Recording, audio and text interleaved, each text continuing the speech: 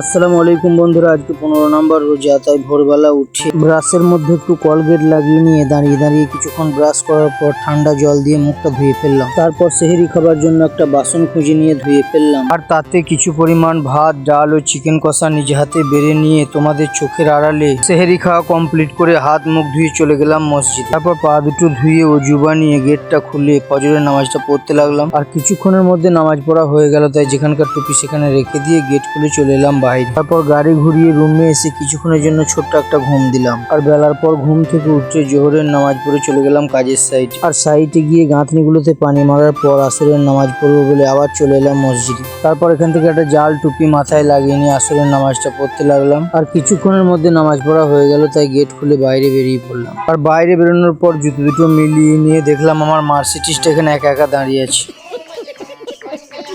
তারপর ফল কিনবো বলে সোজা চলে এলাম ফলের দোকানে। আর এখান থেকে বেশ কিছু ফল ওজন করে ক্যারির মধ্যে পার্সেল করে নিয়ে চলে এলাম রুমে। আর রুমে এসে এগুলো ক্যারি থেকে বার করে নিচে রেখে দিলাম। এরপর বসে বসে ফলগুলোকে ভালো করে ধুয়ে নিয়ে পিস পিস করে কাটতে লাগলাম। তারপর কিচেন এলাম জুস বানাবো বলে, আর আজকে হবে পাপায়া জুস, তাই জারের মধ্যে কিছুটা দুধ ঢেলে নিলাম। এরপর কাটা পেঁপের পিসগুলোকে দুধের উপর ফেলে দিয়ে জারের মধ্যে সামান্য পরিমাণ জল ভরে নিলাম। তারপর ঢাকনা লাগিয়ে জারটিকে মেশিনের ওপর বসিয়ে সুইচ অন করে মেশিনের কানটা ধরে কষে মুলে দিলাম।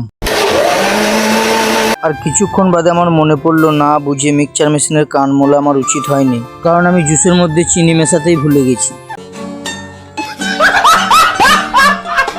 তাই আবার ঢাকনা খুলে জারের মধ্যে সামান্য পরিমাণ চিনি ঢেলে দিলাম।